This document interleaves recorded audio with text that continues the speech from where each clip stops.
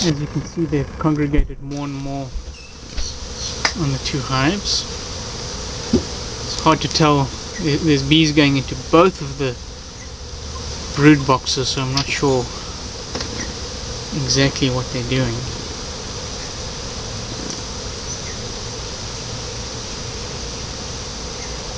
That's amazing. And a lot I of was bees. just about to go on a bike ride. So we'll let them settle down here for a day, and then we will move them to the apiary. Really cool.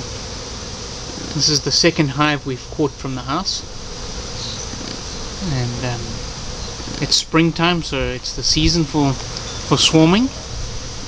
And I thought, just on the off chance, I would put out a catch box, and here they are.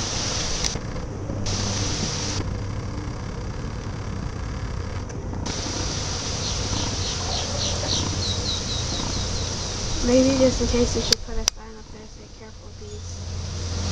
Don't go too close.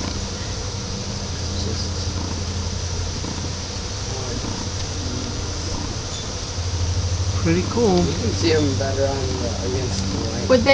Would they all be in this side there at night? Yeah, at night they're all going to be inside one of the boxes. Looks like they're going to the top one. Yeah.